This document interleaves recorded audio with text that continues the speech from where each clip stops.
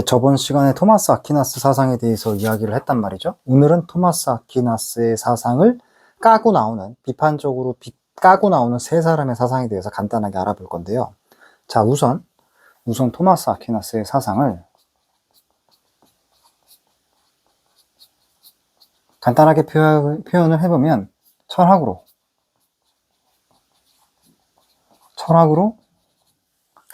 신학적 측면, 철학으로 신앙을 설명하는 것이죠. 신앙. 뒷받침한다. 그래서 이거를 극단적으로 이야기를 하면은 철학이 신학의 어떤 종교의 신여가 되었다. 이렇게 표현을 하기도 하죠. 철학이 종교 신여가 되었다. 이렇게까지 표현을 한단 말이에요. 그래서 토마스 아퀴나스를 중세 철학의 완성이라고 이야기했던 이유는 토마스 아퀴나스가 플라톤 사상과 아리스토텔레스의 형 이상학을 신의 존재라든지 신앙적 문제를 어떤 해설하는데 도구로 사용함으로써 철학과 신앙을 합친 거죠. 철학과 신학. 이걸 결합시킨 사람이었죠. 이거를 비판하고 나온 사람이, 요걸 이제 비판하고 나온 사람이 오늘 살펴볼 사람들이고요. 그게 스코투스. 그 다음에 오컴이라는 사람이 있습니다. 오컴의 면도날로 유명하죠. 오컴의 면도날. 그 다음에 에크하르트라는 사람이 있습니다. 그래서 요 세 사람이 중세 말기에 토마스 아퀴나스의 이 철학적인 종교의 해석, 이 문제를 이제 까고 나오는 것이죠. 엄밀하게 말하면 토마스 아퀴나스는 이성과 신학의 결합이었다라고 한다면, 토마스 아퀴나스는 이성 중심이죠. 이성. 신앙. 문제. 결합이죠. 결합. 요 세 사람의 특징은 인간의 이성, 즉 철학이죠. 철학과 신앙, 종교의 문제, 다시 분리시킨 거예요. 다시 분리시킨 거예요. 비판을 하면서 다시 분리시킨 거죠. 그래서 이렇게 이제 나눠서 표현할 수가 있는데, 토마스 아퀴나스와 스코투스, 오컴, 에크하르트, 이 두 사람의 사상, 이 두 그룹의 사상의 차이가 난다라고 봤을 때, 서양사는 사실은 서양사 전체가 이성 중심에서 비이성 중심으로, 여기서 말하는 비이성 중심이라고 하는 것은 감각과 경험을 말하는 것이겠죠. 이성 중심에서 감각 경험 중심으로, 다시 이성 중심에서 다시 감각 경험 중심으로, 이렇게 순환하는 모습을 보이고 있습니다. 서양 철학사 전체가 다 그렇게 순환의 고리를 따라서, 연쇄 고리를 따라가지고 흘러가는 역사다. 이렇게 결론을 지을 수도 있습니다. 자, 그래서 스코투스에 대해서 먼저 알아보면, 스코투스의 문제의식은 이런 거였어요. 스코투스의 문제의식은 어떤 거냐면, 자, 신이 이성으로서 신을 파악한다라고 했는데, 이 스코투스가 봤을 때는 이건 논리적인 모순이 있다는 거예요. 신이 이성으로부터 제약받는 존재이냐? 신이 이성 종속된다면, 존재라면, 그건 뭐예요? 이미 절대자가 아니다라는 거죠. 절대자가 아니다.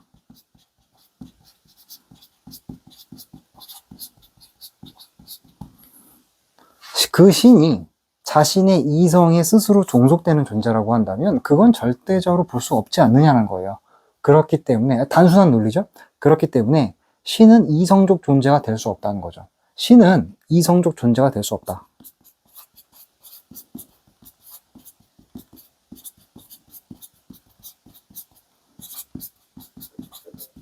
어쩌면 신이라고 하는 것은 이성으로부터 오히려 자유롭다. 오히려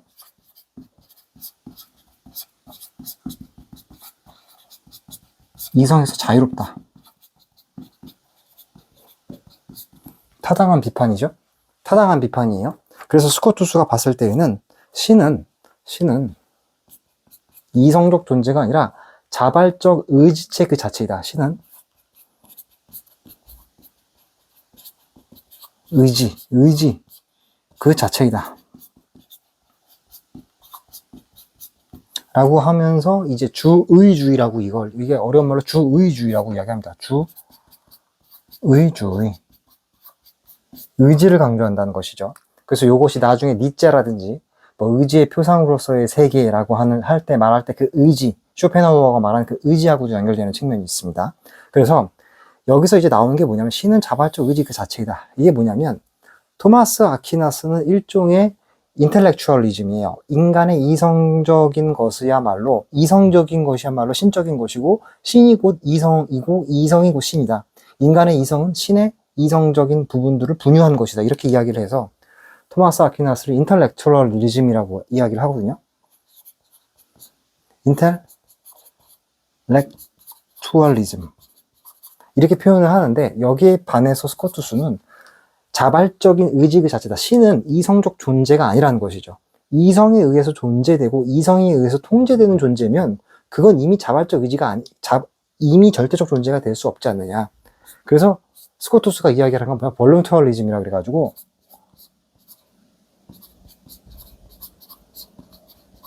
자발적 의지를 말하는 거거든요. 자발적 의지.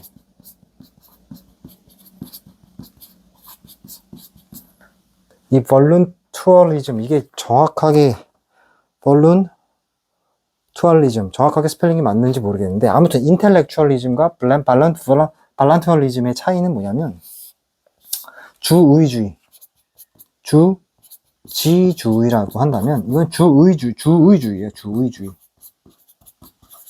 그래서 신이라고 하는 것은 이성적으로 파악되는 어떤 절대 이성으로서의 모습이 아니다. 신은 그 자체가 너무나 절대한 존재이기 때문에 이성적 존재를 오히려 더 초월해서 존재하는 그 자체가 하나의 자발적인 의지 그 자체이다. 의지, 윌 그 자체라는 것이죠. 그래서 이런 관점에서 보면, 이런 스코투스주의 관점에서 보면 신앙은 이성의 대상이 될 수 없겠죠. 신앙은 이성의 대상이 될 수 없다.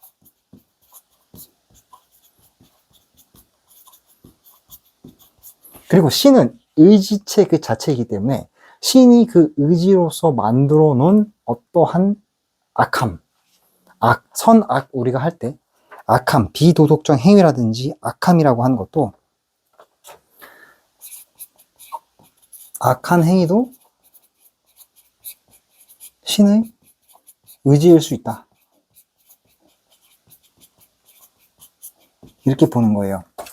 다분히 인간의 이성중심주의에서 그 이성중심주의를 초월하는 자발적인 의지체를 강조함으로써 절대자인 신을 인간의 철학 그 위, 한 단계의 그 철학을 더 초월한 어떠한 것으로 상정을 하는 것이죠. 그래서 스코투스 입장에서 봤을 때에는 인간의 이성은 어디까지나 경험 세계에 국한된 것이고 신은 인간의 이성을 초월해서 존재한다는 거예요. 그렇기 때문에 여기서 어떠한 면이 나오느냐? 철학과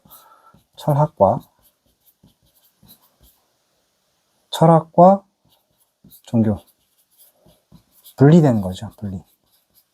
철학과 종교가 분리가 된다. 그래서 스코투스의 이런 입장은 토마스 아퀴나스가 철학과 신앙을 다시 붙여놨다라고 한다면 스코투스는 이걸 다시 떨어뜨리는 거죠. 신은 이성에 종속되는 존재라고 볼 수가 없다. 그 자체가 너무나 절대한 존재이기 때문에 이성에 의해서 통제되는 존재가 아니라 이성을 초월해서 어떠한 자발적인 의지 그 자체로 봐야 된다. 그래서 이것이 이제 나중에 서양 철학사 전반에서 그 이후에 주지주의, 그러니까 이성중심주의야 그 주의주의, 의지를 강조하는 감각과 어떤 의지, 스피릿, 정신을 강조하는 이런 측면으로 나눠서 표현이 됩니다.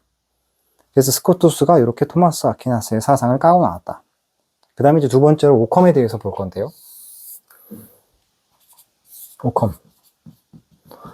오컴은 우리가 이제 오컴의 면도날로 유명하죠. 오컴의 면도날.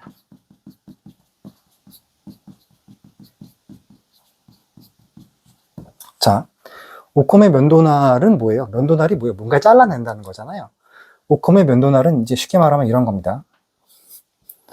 개별자로서의 사과가 있고요. 요 개별자라고 표현을 하겠습니다. 개별자로서의 사과가 있고, 이 사과의 기본적인 아주 근본적인 속성, 사과 있게 만드는 동양 철학에서 말하는 이적 측면이 되겠죠.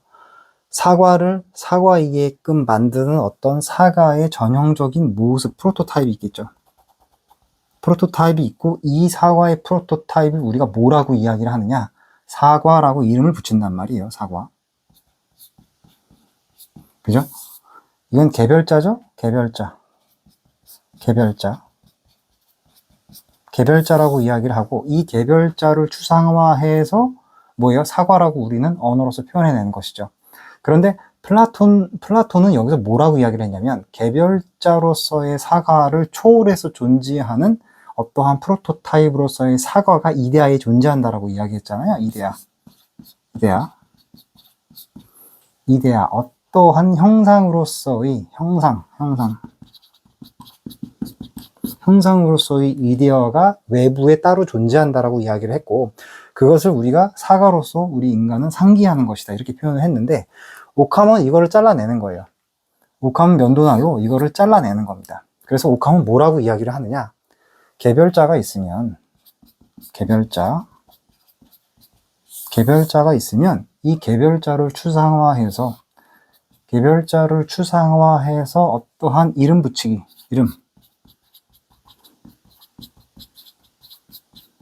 라벨링이라고 이야기를 하죠. 라벨링을 우리 인간은 하는 것이고, 이 중간에 이데아라든지 보편자라든지 어떤 프로토타입이라든지 이러한 개념을 상정할 필요가 없다는 거예요. 인간이 인식하는 것은 오직 개별자일 뿐이고, 인간이 이름 붙인 이 개념적 사과는 어디까지나 인간의 머릿속에서 존재한다는 것이죠. 그러니까 언어로서 보편자는, 여기서 말하는 사과는 이게 이제 보편자가 되겠죠. 개별자만이 존재하고, 보편자는 인간이 이름 붙인 것이다. 보편자는 이름, 그러니까 명목론이죠. 이름 붙인 것이다. 이걸 명목론 또는 유명론이라고 번역하기도 합니다. 명목이고 유명론, 보편자는 사람이 이름을 붙인 것일 뿐이다. 그리고 이 보편자는 인간의 머릿속에서만 존재한다. 보편자는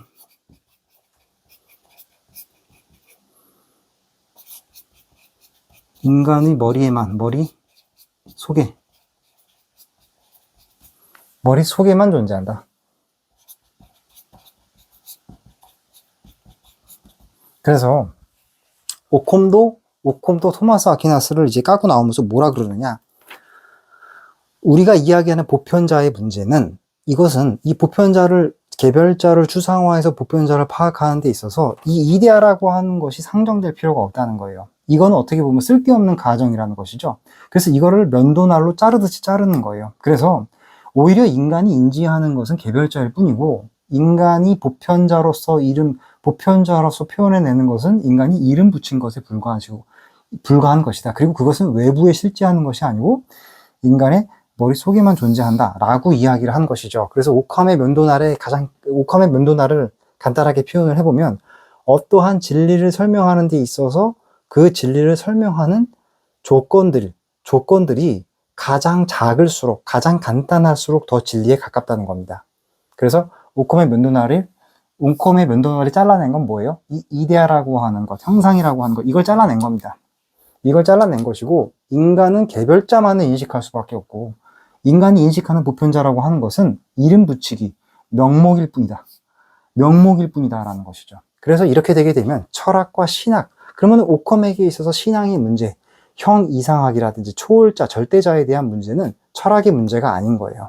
철학의 문제를 뛰어넘는 차원의 문제인 것이죠. 그래서 오콤도 뭐예요? 철학과 종교가 분리가 됩니다. 오컴에게 있어서도 개별자와 보편자의 문제는 어디까지나 철학의 문제인 것이고, 보편자라든지 신앙이라든지 형이상학적 문제는 인간의 이성적 대상, 인간의 추상적 활동을 통해서 파악하는 그런 차원의 문제가 아니라고 본 것이죠. 그래서 오컴 또한 토마스 아퀴나스가 붙여놨었던 철학과 신학을 다시 분리시킵니다. 자, 그 다음에 이제 마지막으로 에크하르트인데요.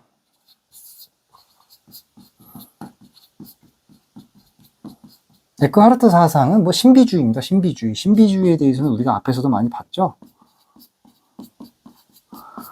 다만 에크하르트가 신비주의를 통해서 토마스 아퀴나스를 비판하는 핵심적인 건 뭐냐면, 철학, 신앙의 문제는 신앙, 그리고 믿음의 문제는 이성을 초월한다는 거예요. 이성의 문제가 아니라 개인의 영적 체험이라는 거예요. 개인의 체험의 문제이지 이성적 사유의 문제가 아니라는 거예요. 그래서 이 개인의 체험을 통해서 신을 믿게 되는 그러한 것을 다른 말로 구원이라고 표현하기도 하고, 혹은 계시라고도 표현을 합니다.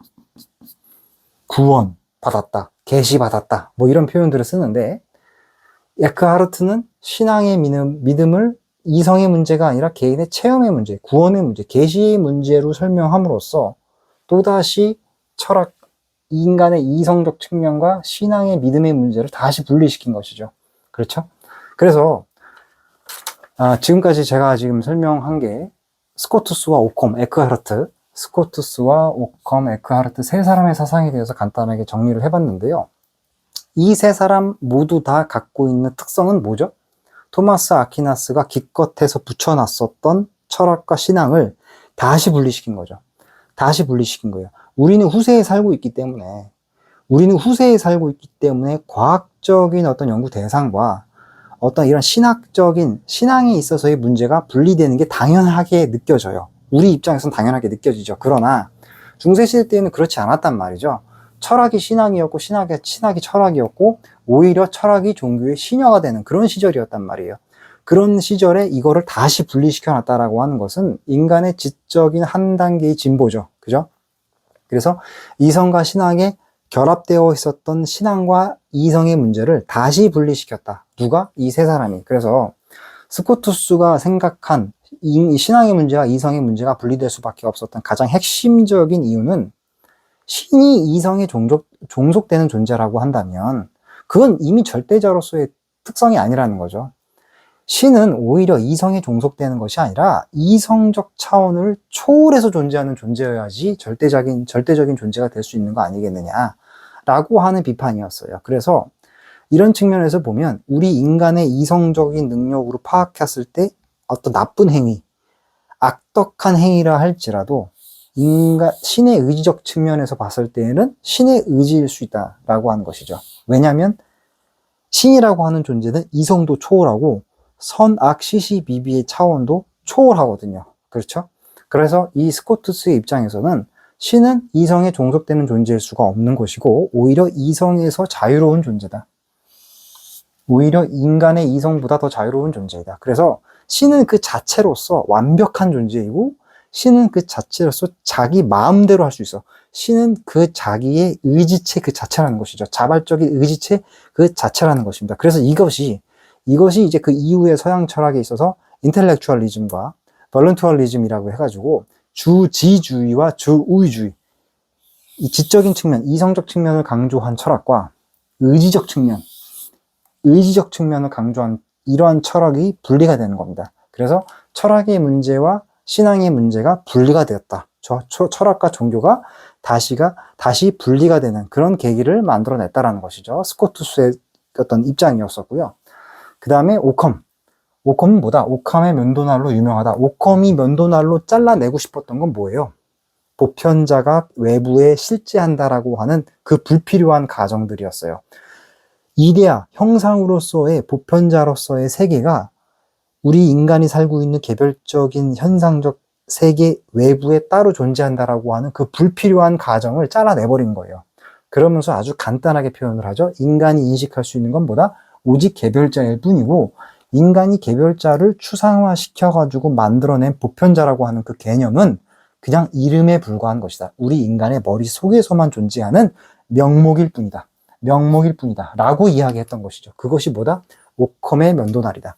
그래서 오컴이 면도날을 통해서 잘라냈듯이 어떠한 진리체계를 설명하는 데 있어서 그 진리체계를 가장 간단하게 설명한 방법일수록 더 진리에 가깝다라고 하는 그러한 어떤 그 과학적인 경제성, 어떤 철학적 경제성이라고 하는 개념이 탄생을 하게 된 것이고, 또 이와 별도로 오컴은 보편자의 개념을 인간의 머릿속에만 존재하는 것으로서 철학의 문제는 어디까지나 이성적 사유의 문제인데, 종교적 문제, 그러니까 어떤 신의 존재라든지 어떤 절대자의 문제, 이런 형이사학적 문제는 철학을 초월해서 존재하는 부분이기 때문에 이건 철학과는 별개의 문제다라고 이야기함으로써 철학과 종교를 다시 분리시켰다는 것이죠, 오컴이.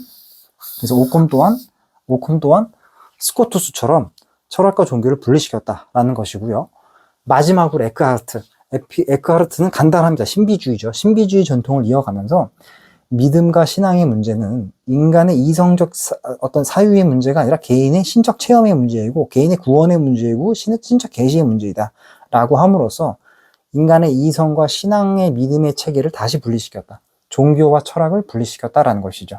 그래서 여기까지가 토마스 아퀴나스의 사상을 까고 나오는 스코투스, 오컴, 에크하르트의 사상이 되겠습니다. 그래서 이렇게까지 해서 중세 철학을 정리를 하고요. 다음부터는 이제 근세